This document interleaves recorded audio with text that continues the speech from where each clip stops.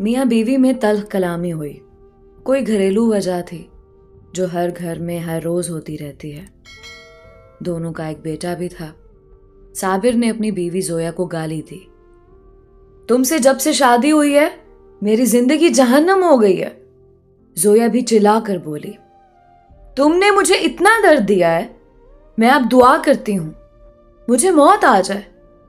अब तुम्हारे साथ एक सांस भी नहीं ले सकती मैं। झगड़ा किसी बड़ी बात पे नहीं था। 4 साल का बेटा माँ बाप को झगड़ते देख रहा था। बेटा बहुत परेशान था। कभी माँ का हाथ पकड़ता तो कभी बाप का। बाप से जब बर्दाश्त ना हुआ तो उठाया डंडा और जोया को मारना शुरू कर दिया। जोया चीखने चिल्लाने लगी। चीखों की आवाज सुनकर अहले मोहल्ला आ गए।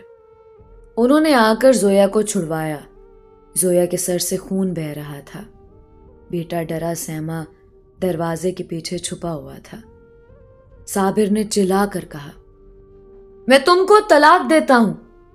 3 बार तलाक बोला और जोया बेटे को लिए मैके आ गई।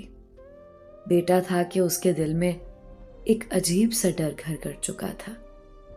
वो सबसे डरने लगा था। 4 साल का बेटा अम्मी की गोद में लेटा हुआ था। अम्मी का दुपट्टा मुंह पे ओढ़े सो जाता। माँ से एक पल के लिए भी जुदा ना होता।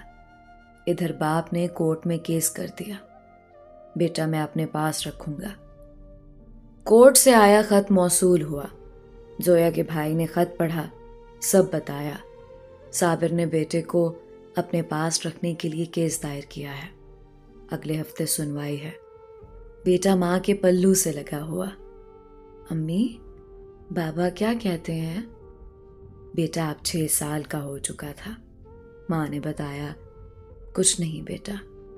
माँ बाप को जुदा हुए 2 साल गुजर गए थे, लेकिन बेटा आज भी जब वो झगड़ा याद करता तो वो बुखार में मुब्तला हो जाता। पहली सुनवाई हुई। साबिर का वकील काफी बड़ा वकील था। केस साबिर के हक में जा रहा था। जोया महसूस कर रही थी, मैं बेटे को हार जाऊंगी। जोया घर आए। अजान माँ से कहने लगा, हम क्यों अब्बू के पास जाते हैं? वहां अब्बू मुझे कह रहा था तेरी अम्मी गंदी है, उसके पास ना रहो। बेटे ने माँ का मुंह चूमा, हल्का सा मुस्कुराया। मेरी अम्मी सोनी है, गंदी नहीं है, पापा गंदा है। माँ की आंख से आंसू बहने लगे। बेटा जो अभी 6 साल का था अपने नन्हे हाथों से माँ के आंसू साफ करने लगा। मामा क्यों रो रही हो? मैं आपको छोड़कर नहीं जाऊंगा। बेटा माँ की गोद में लेट गया। इतने में जोया का भाई आया। जोया की तरफ देखकर बोला, हम केस हार जाएंगे। अजान को उसके बाप के हवाले करना पड़ेगा। उसका वकील बहुत बड़ा वकील है। जोया खामोश हो गई। बेटे का मुंह चूमने लगी। कभी पांव चूमती, कभी हाथ, कभी सर। अजान सोया हुआ था। जोया ने जोर से सीने से लगाया और रात भर रोती रही। अजान ने दुकान से आइसक्रीम ली और फ्रिज में रखी। नानी से कहने लगा, नानो मैं आकर खाऊंगा। माँ ने अजान के चेहरे को हाथों में भरा और आहिस्ता से बोली, अजान बेटा, मामा साथ ना भी हुई तो खाना टाइम पर खाया करना, जिद ना किया करना और दुकान की गंदी चीजें ना खाया करना। रोज दांत को ब्रश किया करना। मामा तुमको रोज देखा करेंगी यहाँ से। बेटा नहीं समझ पा रहा था मामा ऐसी बातें क्यों कर रही है। माँ ने हाथ पांव चूमे। आज फाइनल सुनवाई थी अदालत में।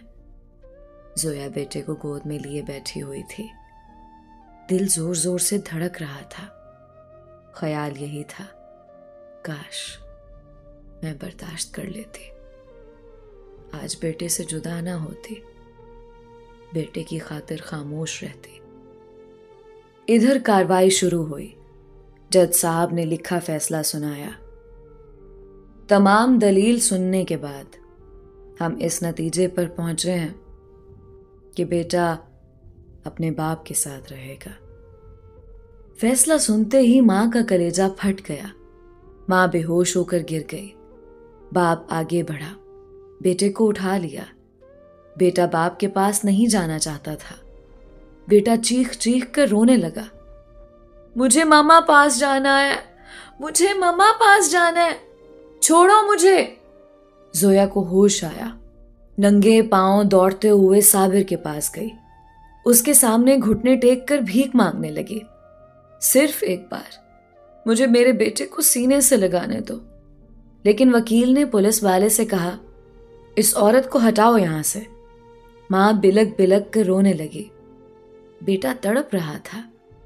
वकील मुस्कुराकर साबिर से कहने लगा, मुबारक हो जनाब, आप केस जीत गए। साबिर ने तय करदा रकम वकील को दी और चल दिया। बेटा मां की जुदाई में रोता चीखता उसे बाप का घर जेल लगने लगा था। मां की शादी किसी और से हो गई। बाप ने भी दूसरी शादी कर ली। वक्त गुजरने लगा। मां अपनी जिंदगी में मसरूफ हो गई। बाप अपनी नई बीवी के साथ। अजान जिंदा लाश बनकर जीने लगा। अजान का ना कोई कसूर था, ना कोई जुर्म था, ना कोई गुनाह। बेगुनाह सजा पाई थी अजान ने। ना स्कूल पढ़ सका, ना जिंदगी में कोई मकाम हासिल कर सका। बिलाखिर बाप ने एक होटल पे बर्तन धोने पे लगा दिया। मैं आपसे पूछती हूं, क्या कसूर होता है ऐसी औलाद का?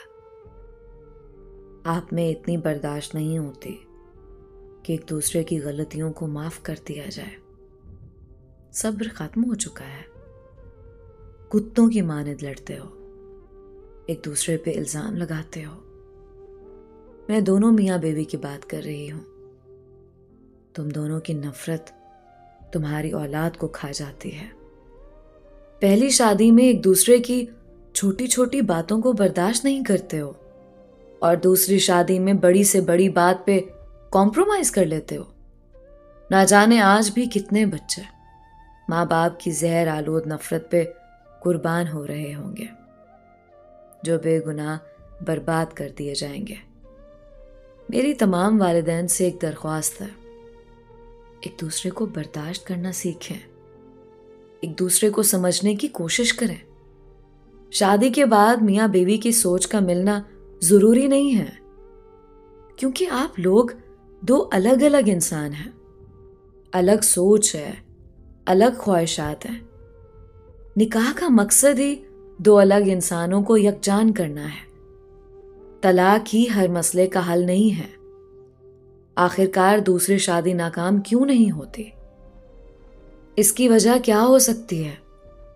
तो मैं बताती हूं आपको। दूसरी शादी इसलिए नाकाम नहीं होती कि उस वक्त हम सब्र करना सीख जाते हैं, बर्दाश्त करना सीख जाते हैं, एक दूसरे की गलती को इग्नोर करके आगे बढ़ जाते हैं। अगर ऐसा ही पहली शादी में किया हो तो औलाद खाक ना हो। ये कहानी सुनकर अगर किसी ने अपनी औलाद को खाक होने से बचा लिया तो मेरा मकसद मुकम्मल हो जाएगा।